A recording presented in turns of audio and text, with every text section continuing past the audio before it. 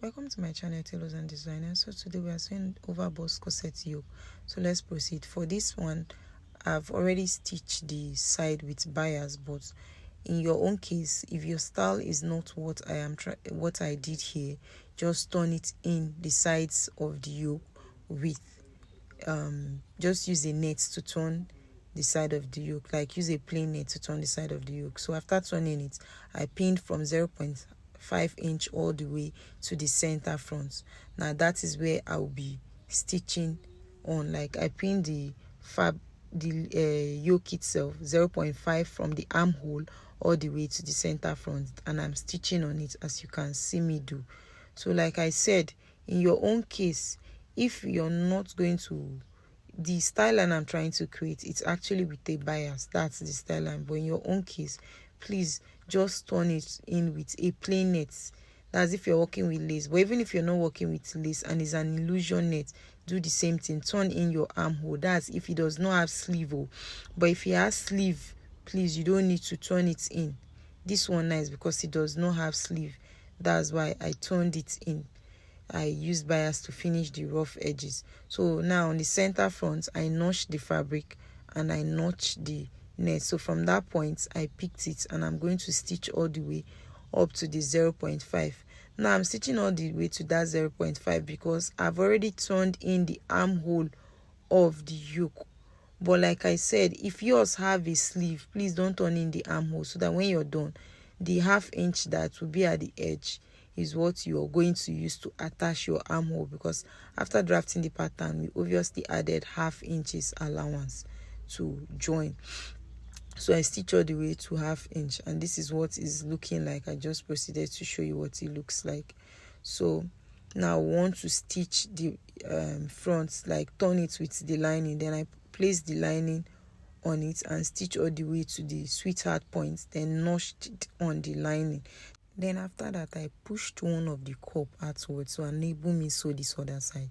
Then I proceeded in stitching it just the way I did on the lining, all the way to the 0.5 inch. And this is what is looking out, in and out. So we've turned the front part. Then I pushed the cup out back. I just pushed it in to enable me stitch.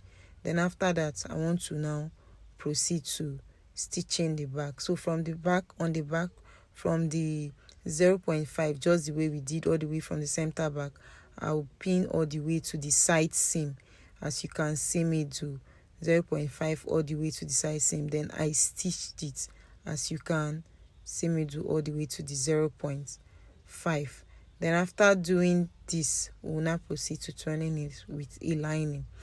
So I picked the lining now. From that same point, I will now be stitching from this point all the way to where the armhole ended on the lower bodies, because that's in front. Like I will be stitching from this back now all the way to the end of the armhole. That's 0.5 you started stitching earlier on that you didn't put yoke. We'll be stitching all the way to that point to enable us, turn the armhole neatly. Now this is because there is no sleeve, but if there is a sleeve, you're not going to finish like this. Then I notched through so that I can iron, let my fabric flatten out. So after that, these sharp edges, I'm just going to trim them, as you can see me do. So after doing that, I turned it out to show you what we've done.